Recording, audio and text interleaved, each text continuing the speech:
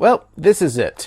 We only have one episode left of American Ninja Warrior Season 11, and that means I have one final predictions video to make. So, hello everyone. For the last time, my name is William from 222 Productions, and I am here to give to you my predictions of American Ninja Warrior Season 11, Stages 3, and presumably the final stage, starting now. And before I begin proper, I just want to say thank you everyone who has subscribed to my channel. I hit 1,000 subscribers yesterday as of when I'm recording this, and I could not be happier. I will be posting a video separately talking about what that means in terms of the promised videos in a different video, so look forward to that. I'll be talking all about this and the other games and stuff like that, so thank you all very much. But getting to the meat of this video, so one episode left, Stage 3. A lot more people made it to Stage 3 than I originally predicted. Going back to my original predictions that I made before Stage 1 even aired, my success rate took a huge hit. During Stage 2, I only got 3 right of my original picks, which brings up the total of 48 out of 86 correct. Believe, 14 additional incorrect answers, which makes it from 20 to 34, and there's still 4 up in the air from my original Stage 1 picks. Drew Drechsel, Ethan Swanson, Ryan Stratis, and Matisse Awadi are the remaining 4 people who, from the beginning, I said would reach the third stage, and if they all fail the third stage, then they'll all be correct. So, and then I'll break into 50 correct. So, I'm not saying I want them all to fail. I'm just saying that's what I need to get past 50. And going on to my more refined Stage 2 predictions, I didn't do too hot because, again, I didn't expect to see 21 clears out of 28. So I only got 6 people right, 13 people wrong, and 9 are still up in the air of those picks. Even of the 10 people that I picked to move on to Stage 3, I couldn't get them all correct. Only 9 of them were correct. But now we're up to Stage 3 proper, and this took a lot of thinking. 21, that's a lot of people. Way too much people. And it took a lot of thinking in terms of how many we're going to get to clear Stage 3, how many are going to move on to, meaning how they're going to move on to the final stage, and of those people, can anyone beat the final stage? I think it's pretty clear someone's winning this year for various reasons that I won't get into until the review of the final episode. But I just want to give a shout out to Magnesium in the comments of my Atlanta qualifier review. This person was the first person to bring to my attention that the TV listings for American Ninja Warrior this season had it listed as 4 episodes for Las Vegas this year. And this was actually prior to when A&W actually taped the Las Vegas episode. So apparently this was planned before they even filmed the episode. So I'm going to take credit for this because if you remember in my 5 things that I want in A&W this year video, I said I wanted more time focused on Vegas, and that's exactly what I got. So you're welcome, everyone. So looking at the 28 people, I'm going to go through them really quickly. We got Adam Rail, Casey Suhaki, Chris DeGench, Daniel Gill, Drew Drechsel, Ethan Swanson, Hunter Garrard, Joe Moronsky, Josh Salinas, Carson Voiles, Carson Williams, Kevin Carbone, Lucas Reale, Matisse Awadi, Michael Torres, Nate Burkhalter, RJ Roman, Ryan Stratis, Seth Rogers, Tyler Gillette, and Tyler Smith. Now, so there's a few things that I want to bring up. Is that this year, it was brought to my attention that the rules have changed a bit. Now, if you remember in A&W Season 7, we had 2 people beat the final stage, but only one of them got the $1 million. So Jeff cleared, but Isaac cleared it faster, so only Isaac got the $1 million. Jeff got a pat on the back. And unfortunately, caused a big controversy amongst viewers because, it didn't seem very fair.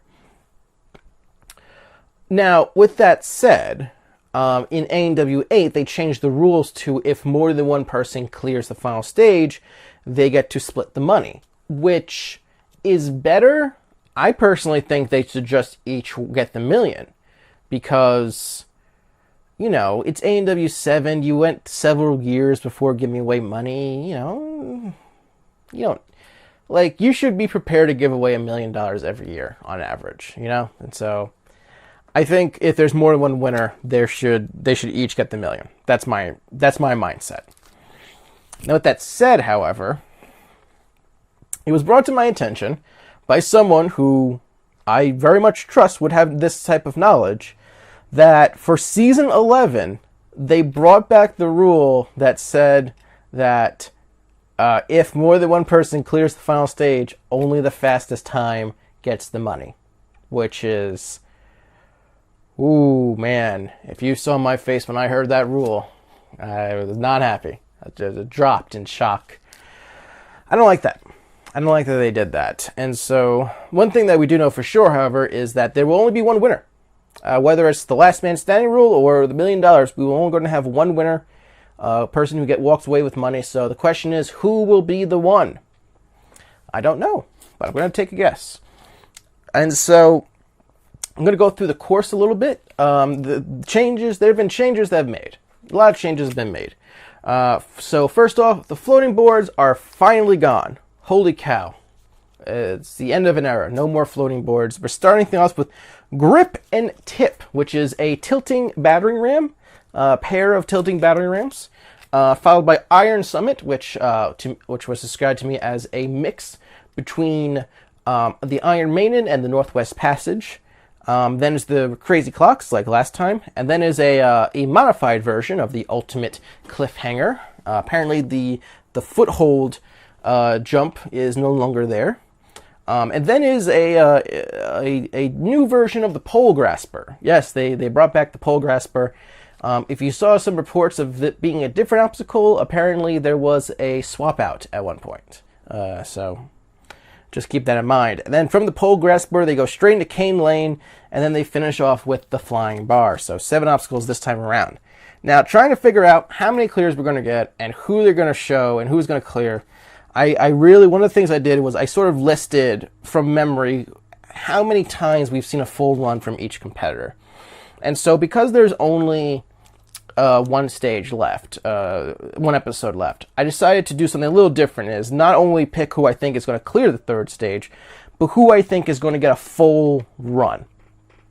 Now, this could be completely misguided on my part, but yeah. But who I picked is going to clear the final stage, clear the third stage, and clear the final stage, is based largely on kind of looking at the edit. Who's been shown the most? Right now, there has been 4 people, I believe. Actually, only 3. 3 people who have had all 4 of their runs shown so far, and that being in alphabetical order. Daniel Gill, Drew Dreshel, Matisse Awadi, and that's it. There's been a few who's had 3 runs shown, but those are the only ones who've had all 4 runs shown in full. And so that's kind of partially where I'm going with in terms of figuring out what people's how people are going to approach this course, or how I'm going to approach this course when it comes to predicting. I'm tired. I went to a ninja gym yesterday, and it wore me out. This was the day before I was at a wedding. So here's who I think. Before I tell you who I think is going to clear and how many, here's who I think are going to be shown in full. I predicted, so there's 11 segments on American Ninja War. There's 10 commercial breaks. I wish they kind of reworked that a bit, but that's what we're dealing with right now. I'm thinking we're going to see 10 full runs. Probably it's going to be like we're going to see 2 right away, and then it's going to be like just 1 per segment. That's what I'm thinking. I could be wrong, but that's my mindset. I really hope we don't get like too heavy on the profile pieces, because it's like, we know who they are at this point. Just show the runs. Like, I really hope... Actually, I wouldn't mind if we saw 0 profile pieces. Just like a little intro in the beginning of like everyone together, but like just just get to the runs. I don't care about the profile pieces anymore. It's the last episode. We should know who these people are. So, in alphabetical order, here are the 10 who I think are going to be shown in full. So first is Adam Rail, who's only had his finals run fast forward. And one of the things that I'm thinking is, like, it's not the worst thing to have one of your regionals fast forwarded, just because, like, Jeff had one of his regionals fast forwarded, his regional qualifier. I think actually I might have cut completely. I could be wrong though. So not the end of the world in terms of editing. Daniel Gill, they've shown all his runs so far. They clearly love Daniel Gill, so he's definitely getting shown. Drew Dreschel, same thing. Love him. They've shown all his runs. Technically, because of the safety pass, he had 5 runs shown. I think they're going to show Ethan Swanson. I was disappointed that they fast forwarded his stage 2 run, because I think he could have been a contender, but in terms of how they edited. But I think they're going to show him. I think they're going to show Drew. Sorry, not Drew. I think they're going to show Joe. I was shocked that they didn't show his stage 1 run, that they fast forwarded, and that's why I don't think he's clearing the final stage. And they're going to show Matisse. They love Matisse. They love Matisse. Perhaps unfairly love Matisse. Kind of like the favorite child of a parent. But they've shown all 4 of his runs, so they've got to show him. They're going to show him. They're probably going to show Michael Torres, because he is the only safety pass winner to reach the 3rd stage without needing it. Which actually brings up a good point. So we have 3 people in stage 3 who used their safety pass at one point in Drew, Carson, and Matisse. Out of curiosity, if any of these 3 people won the $1 million, would you have a problem with that? Would you put a little asterisk next to their name? I'm not saying that I would, but I wanted to let you... I'm curious. I want to hear from you. Would you have a problem with that? I don't know. I don't know how I'd feel. I think I would have to wait to see it actually happen, truly see how I felt. But it'd be interesting to see. I want to see your opinions. I think they're going to show Nate Burkhalter. They really liked his food poisoning run, so I think they might show him kind of going off of that.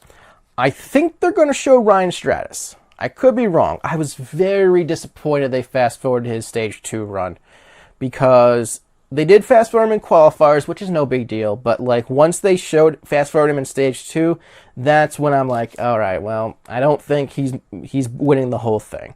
And it's not that I don't want him and that I don't think he doesn't have, the capability. It's that, you got to go with the edits sometimes. Very disappointed. And I think they're going to show Seth Rogers just because he is the first 19-year-old and the first rookie since ANW 5 to reach Stage 3. So I think they're going to do a little feature on, they're going to do like a little profile piece. So that's the 10 people who I think are reaching Stage 3. Now, because we have 21 people in Stage 3, I modified my prediction a little bit. I think we're getting 2 people. I just can't imagine more than that. I would be surprised. The record is 5 in Sasuke. And that was both Sasuke 3 and Sasuke 24. I'm doing that off the top of my head. So I hope I got those numbers correct. But the record's 5. So, yeah, okay, I guess we could potentially, with this group of people, we could see 5. It's going to make the editing weird, because they're going to have to, they're going to end up blasting through those final stage runs at the end. I'm curious to see how they edit if we actually had 5 clears. But I don't know. I think in my heart, I can't go higher than 2. And maybe I'm just going to be totally wrong. But I really hope we don't have more than 1 final stage clear. The final stage is an 80-foot rope climb, and I'm saying we're going to have 1. Just 1. We won't have to worry about any type of rules or anything like that, making things, awkward. But I think we're going to have 1 winner. Still. That's it. And so I think the 2 people who are going to clear Stage 3 are going to be, in alphabetical order, Adam Rail and Daniel Gill. Adam Rail only had one run fast forwarded, and it was an added obstacle where many people failed, and it was early, and you could say that like that episode was already edited before they filmed Vegas. That's kind of like in my mind. That's why I don't put as much stock on if someone had their run fast forwarded in the regionals, just because they filmed and edited some of those episodes. Heck, some of those episodes even air before Vegas before Vegas was filmed. So I think I'm not putting complete stock in him and not showing his final regional finals run. They showed stage 1 and 2, which I think bodes well. So I'm going to go with Adam Rail, and I'm going with Daniel Gill. They love him. He's been very good this year. He's been the fastest in both his qualifiers. He was the fastest in stage 2. He was the third fastest in stage 1. And they gave him the fake fastest time of the night in the first half of stage 1, which is completely only determined by editing. But because of that, that is why I'm sticking with my stage 2 prediction that Daniel Gill is going to be the one to win the $1 million. I think, I do think they're trying to put some extra, him on an extra podium in terms of the editing. I think he certainly has the capability. He's a very strong competitor. I think he's going to be the one. I know a lot of people, they're going to pick Joe, they're going to pick Drew. You know what? I think there's going to be something in stage 3 that's going to trip him up. They're both capable, but they're going to slip. And it's probably going to be, I'd be shocked if they slipped before the cliffhanger, but it's going to be either the cliffhanger or the cane lane or the flying bar for the two of them. I think that's where they're going to go out.